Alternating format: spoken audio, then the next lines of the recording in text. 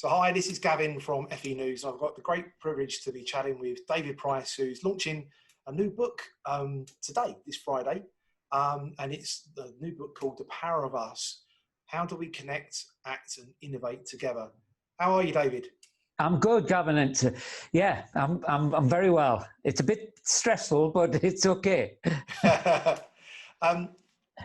This is obviously a really interesting time to be launching a book because, as you've mentioned in the past, we're in a very interesting time where it seemed like the world before was a bit BC, so before Corona. Yeah.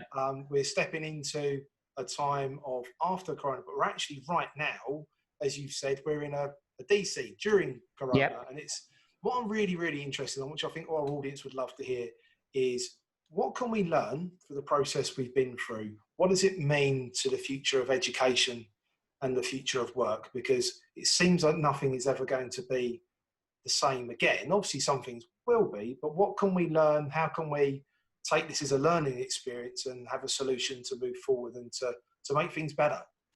Yeah, it's a great question because when I'd actually written the book, pretty much finished it by beginning of March.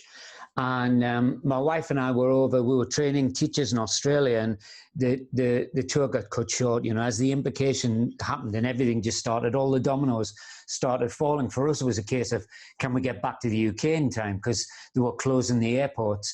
But when I got back, I read a thing by Tom Friedman, who writes for the New York Times, and he says, just as you said, there'll be this period of which will be remembered before Corona and then after Corona. And it said, if you're working on a non-fiction book, just put it down because nobody knows what's going to happen after Corona. And whilst I saw what he was getting at, for me, the really interesting thing and why I really felt I had to almost rewrite the whole book was what was happening during Corona, because I know this has been a terrible, terrible pandemic around the world, but it would be wrong to say that it hasn't brought out some amazing qualities in people in terms of what I call mass ingenuity.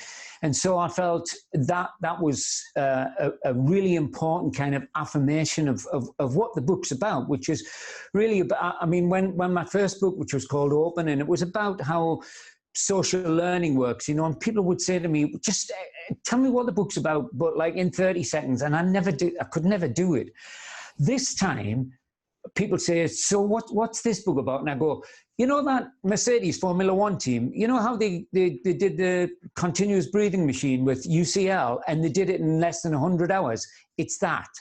And there've been so many examples of cross-disciplinary people working together, but also what I found really interesting, particularly given the first book that I wrote, is that we've seen this shift towards open source, and there's been a whole series of movements, I think, which have arisen from this. But the only way we're going to get a vaccine as quickly as people are talking about is because China made the genetic material available on open source.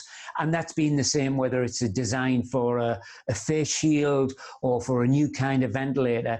So there's been this willingness to share information. And I think the interesting part was a willingness to drop the expert novice divisions that we've traditionally had. So two of the people that I talk about in the book, one of them is a young Korean lad, he's 19. It's called Ryan Jinseo Hong, and in 3 days, he built a COVID tracking app for Korea, when Korea was at the height of its outbreak. Similarly, Avi Schiffman, a young kid in Washington State, he's got the world's most authoritative coronavirus website, tracking website. Anthony Fauci says it's the first place he goes when he needs up-to-date information. And here we are, the British government still hasn't built this COVID tracking app. And you think, a bunch of kids living with their parents did it in 3 days. What's wrong with this picture? And one of the lines I say in the book is, communities are outperforming bureaucracies. And I think this is for people in my generation, the baby boomers, it's a lot to get your head around. The fact that these kids are doing really incredible work, and they're networking, coming together. What I think is sobering about Avi Schiffman is that he was interviewed by MIT. He was made Webby Person of the Year for the website, because he didn't just do that one. He did one which was tracking the George Floyd protests after that murder. And MIT said, you know, you must be a really good student at school. And he said, no, I'm a terrible student. He said, I got something like a 1.7 grade point average. That's out of a maximum of 4. And he just said, I'm a really poor student because I just want to work on coding and apps. And I just think there's something wrong with our education system, that we can't recognize kids for what they know rather than judging them by what they don't know. I 100% agree. I think that's probably one of the most interesting points that I've seen from the details I've seen on the book is your point on Avi. And what can we learn for an education system of where we can encourage people that are, Avi's obviously totally dedicated into finding solutions, you know, development, looking at new ways to disseminate information for everyone to be able to see. These are all the skills, high-level skills that everyone is asking for in the world of work, and yet in school he's being penalised for that. And like you're saying, he should be getting a 5 instead of getting a 4. Of course. You know what I mean? Yeah. So how can we sort of learn from that as an education system? Because you know we've had our own problems with algorithms and we and sure are. And of course, everyone's learning on the job quickly at the moment. And I wouldn't want to be the person trying to put that algorithm together, because it's a very difficult task to do. Yeah. But what can we learn from Avi's example? What can we do to bring that back into education? How can we not go back to penalising the Avi's? Well, I think one of the things that this has thrown up, and people like Avi keep reminding me, is that we apply standardized testing in a world that's no longer standard. And to me, that just doesn't fit anymore. And what I thought was interesting about the A-level and GCSE fiasco was that the argument was, it became about whether the algorithm was fair. And what wasn't being recognized is actually increasingly employers aren't even taking any notice of qualifications. The number of employers who look at, who ask now for a 2-1 degree has fallen from 76 5 years ago, 76%, to something like 50%. And increasingly now, people like Google and Ernst & Young, high-end knowledge sector economies, they're saying, I'm not interested in what you know. I'm interested in what you can do with what you know. So that's what Avi did, and the book is full of examples of young people who've done amazing things. And I just think if you're a young person and you've been making face shields, as I know thousands of students have been doing during lockdown, sons and daughters of key workers have still been going into school, and I think you feel like you're doing something really useful, you're still learning. That needs to be recognized, it seems to me. And more than anything, if you then go back to, filling in a worksheet, it's not really going to cut it for you anymore. So for me, one of the things that I did a few years ago was I got involved in a thing called the Mastery Transcript Initiative. And it's an American initiative, but it's becoming global because it recognizes that what employers are looking for, what universities are looking for, it can't simply be judged by a number. So it's an alternative transcript, and it looks at things like leadership skills and how well can students collaborate. And it doesn't give grades, but it gives a kind of spider diagram so that these students can take this to universities. And what was fascinating was purely timing, was that this year was the first time it had been trialed. And of course, this was the year where, even in America, there were no standardized tests. So the students in the schools who participated in this, and it's a mix of schools, and you've got Ivy League colleges, Yale and Stanford and people like that, they all were thrown. This was the only thing that they could fall back on. And they said, we feel like we know these students so much better. as a result of this. This gives us an all-round picture, because where do you get a GCSE for grit or perseverance or resilience? You don't. And there are young people out there, and I started off in FE, and I used to say to my colleagues, we have no idea some of the lives these kids are leading, so let's not judge them. At 17-year-olds who were living in a squat in Moss Side, and it was just hard for them to get out of bed in the morning. People who are carers, 15-year-old carers. And so I think somehow we've got to recognize that. We've got to find a system which kind of credit what they've been doing. And one of the case studies in the book, I went over to Dubai and I looked at the thing called the Knowledge and Human Development Association. It's kind of like Ofsted, it's a regulator for schools over there. But what they've done is they're trialing a system whereby as a student, you could study at up to 4 different schools of colleges.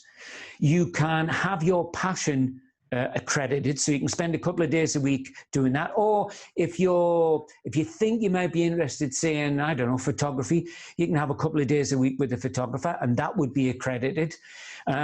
It's an incredibly flexible system, and it's early days yet, but I came away from seeing that, convinced that, more people we're going to have to move to this kind of personalized assessment system. Because sadly, I think what standardized testing has done in education, it's shaped everything else that leads up to that.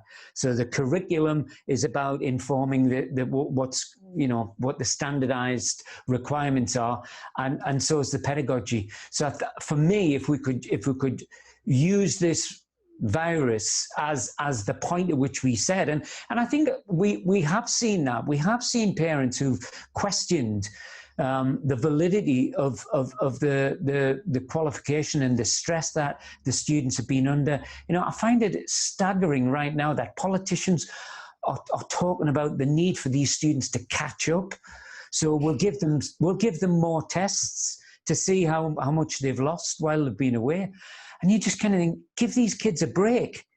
I know them. I know the assessments were generous this year, so they should have been. Because what these kids have gone through, in addition to studying and getting through their course, it's astonishing. So for me, the very long-winded answer to your question is that I think now everything's up for grabs, and I think other countries are starting to really now talk about fairly radical change. And I think we need to start doing that. And frankly, in this country, we're not going to get that from the politicians. So it's down to us as educators. Yeah, 100%. There's talk of the white paper in the autumn and looking at Germanic systems and all the rest of it. And I think there's some things in the Germanic system which are fantastic, like the way you can take the different routes, and it sounds very similar to what you're talking about with Dubai. And I pick up what you're saying around politicians saying what learners have missed out on, but what else have they gained? Exactly. And, there's been so much when they've had to do their own self, taught. They've had to learn without handheld in all the way and using different technology. How can we move that sort of forward? I could talk to you forever about that topic on its own right, David, to be honest. But you mentioned previous Bank of England Governor Mark Carney around the whole sort of idea of the way work could be changing around particularly large employers and also small. And I think early part of COVID had a very different dynamic, didn't it? Where large employers were just laying people off, and it was just like, whoa, what they do. And small employers, local, were being like this sort of big heart mentality of making sure that they were looking after their community. How do you feel that can sort of, we're seeing a change with these during COVID, and what could that mean for after COVID with the world of work, and how can we as educators help bring young and the existing workforce into sort of that mindset? Sure. Well, I think, and this was a speech that it didn't get a lot of recognition. Mark Carney gave it about 2 years ago. And he talked about a thing called the artisanal economy, which, when you think about the phenomenal rise in things like craft breweries now, which are springing up, sourdough bread, which everybody started doing and realized this is bloody hard trying to make sourdough loaf.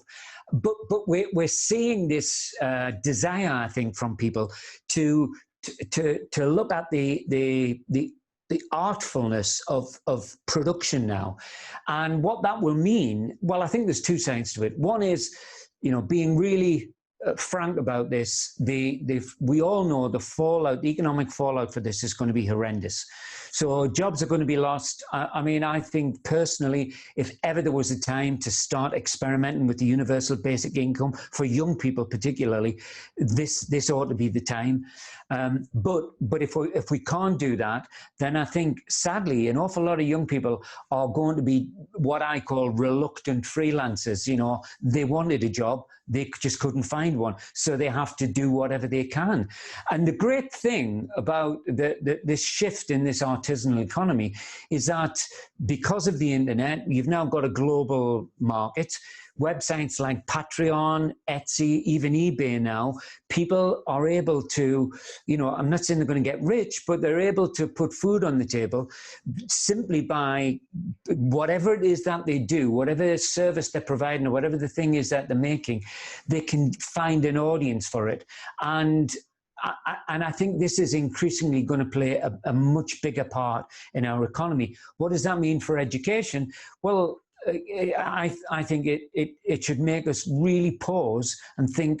For too long, FE colleges, certainly the one that I worked at, it used to cozy up to big companies.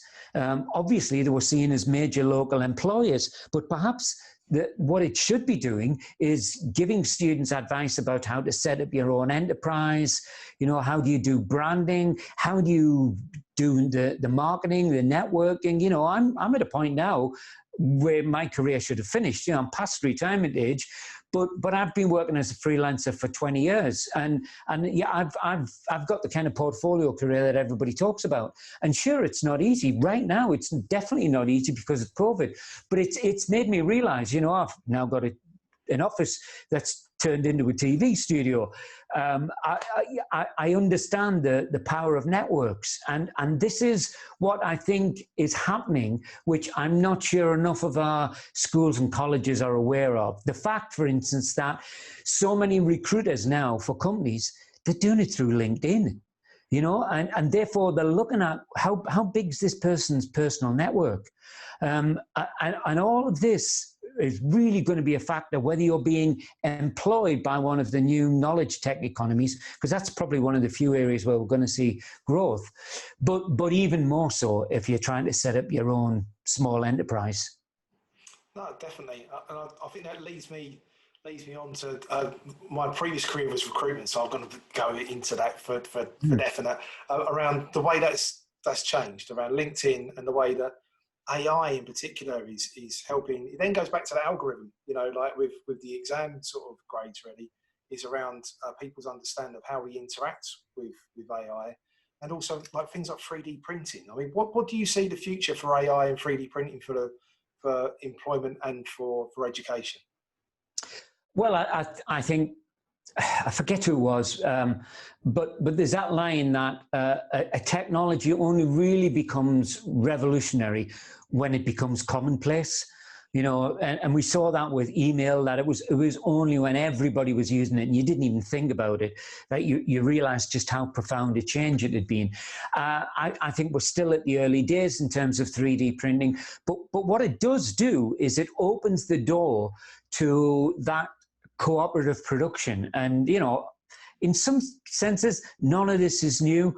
I talk about the Rochdale pioneers in the book. I lived in Rochdale for a while, and the whole cooperative movement was about peer production. But I think what's interesting is that it was based on a set of values about communities, which I think we've lost, and I think we can get that back. One of the things that I tried to do in the book was to look at what is it that makes these highly innovative organizations work? You know, I looked at people like Brewdog, the craft brewery up in Scotland. I looked at WD-40, but I looked at NGOs and cooperatives, and they all had a number of kind of qualities that they placed really high reliance on trust and transparency, engagement, equity, autonomy and agency, and mastery. By that I mean, you know, people are making daily progress in meaningful work, and then work was a source of meaning for these people. It mattered to them in their lives, and the kind of light bulb moment for me was when I realized, I think I was sitting in a bar in America, and I was looking at some of the protests that were going on over there, and I thought, yeah, that's the thing. These 8 qualities, we've kind of lost them all. We don't trust people anymore. You know, governments aren't as transparent as they used to be. Telling lies is considered to be okay. And I think we need to get them back into our education system so that, apart from anything else, we're growing good human beings. Because I don't know about you, Gavin, but, you know, the young people I meet now, I just think, how are you not out in the streets with pitchforks?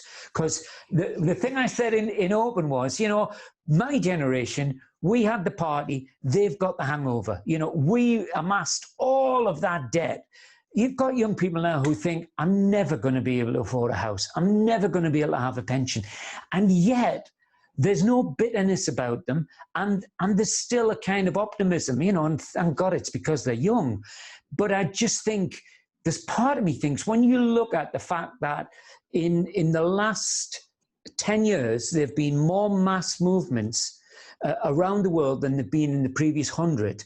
And the 2 largest demonstrations, public protests that have ever been held in the history of our species were organized by school kids. And that's the Greta Thunberg climate strikes and the Parklands, Florida kids, the March for Our Lives for gun control.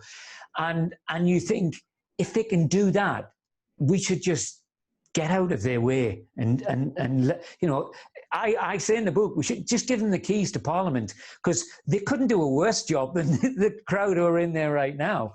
And I just think that what we've got to do with our education system is to have a values-driven education system. We've got to recognize that the really striking thing about what happened in COVID was that we started to look after one another.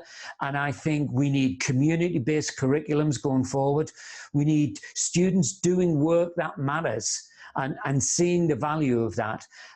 Because frankly, you know, to go back to your AI question, I mean, how messed up do we have to be that in Japan, for example, we're putting these robot buddies into old folks' homes because their granddaughters and grandkids, they're working 3 jobs at a time. They've got no time to visit. And, you know, Japan's always been this country that places a strong stock on family and looking after your elders.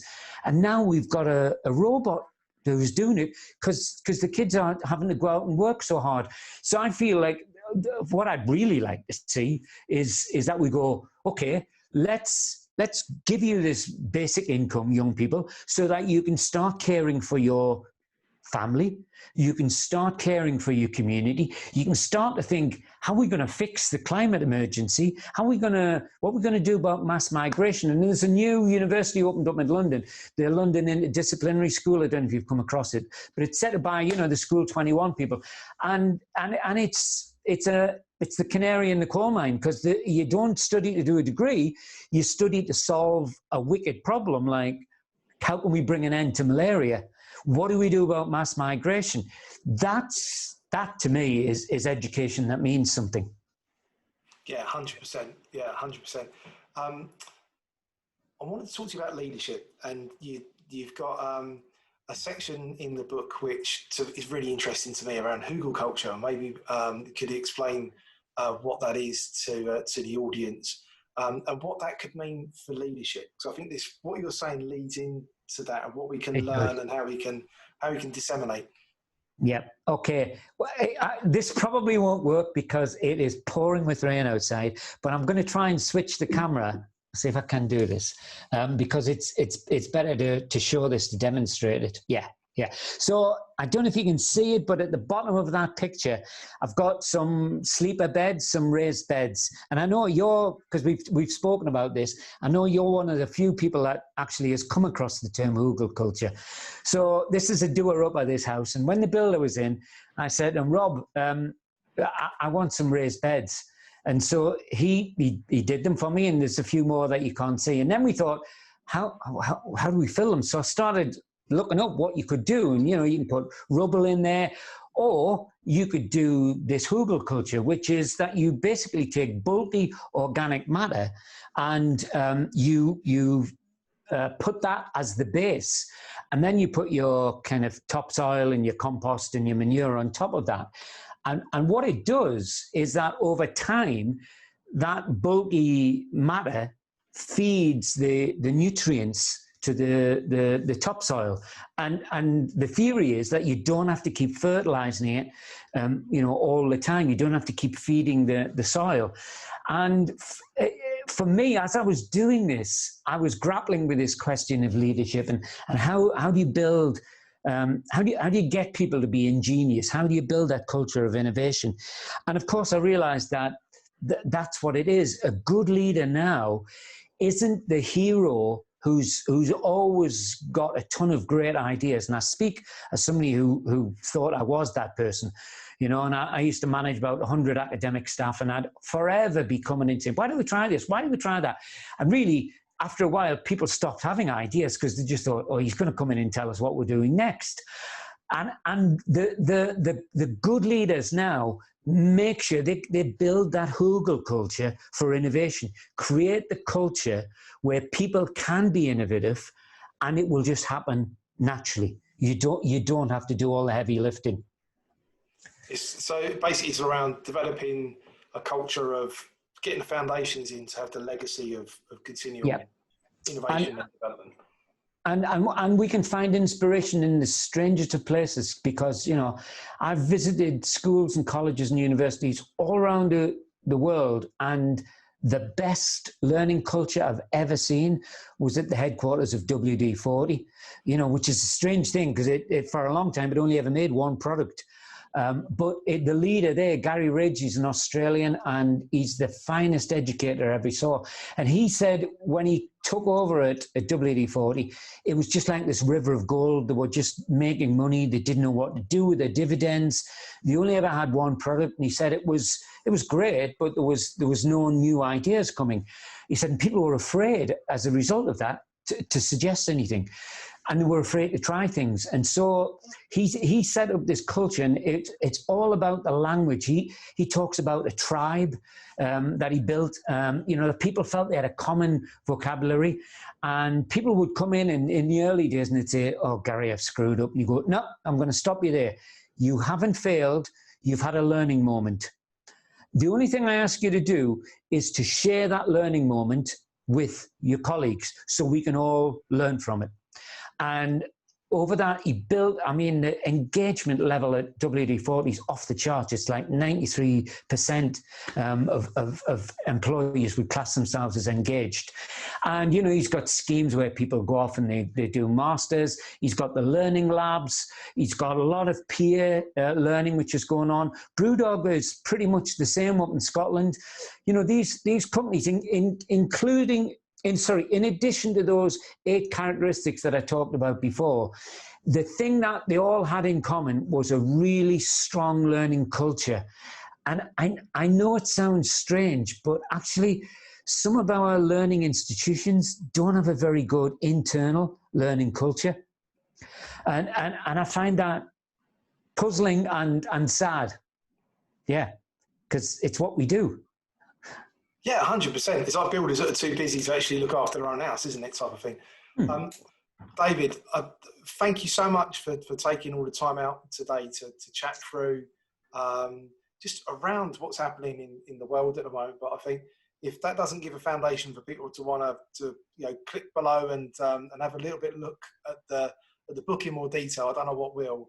And I'm hoping we can do more of these, and we can unpack maybe some different chapters in the books. I think our audience is going to love that. Everything you're covering here, we could talk on each section for about 3 days. I think it's this really, really interesting. And Just thank you for your time today. And I agree. I think it's been a pleasure. What we could do next. Yeah, 100%. Yep. I think it's what we could do next. And I think it's how the sector, because now is our time, it feels, of where we need to be stepping into this gap of where we're going to be helping the employees of the future, the existing employees that have got to pivot and change. We've got to be integral with social mobility. We've got to be integral with helping people have continual sustainable work. And we need ideas and we need solutions. And anyway, you're absolutely right. And the phrase I use in the book comes from Thomas Paine, who's an English philosopher, but he lived in America. And at the time of the American Revolution, he wrote this paper. And in that paper, he used the phrase, "The time has found us." And I think that's where we're at now. No one chose for this to happen, but it's an opportunity now. And if we miss out on this, it might never come round again. And we've got a chance, because let's face it, it wasn't that great before the coronavirus. So what's to be lost by trying to improve the experience, not just for the learners, but for the people who are learning alongside them, for the educators. And I think increasingly, we're going to have to start widening that discussion to include employers, to include community, to include parents, and together we should be able to reconstruct an education that's worth having. Absolutely. David, thank you so much for your time today. Thank you, Gavin.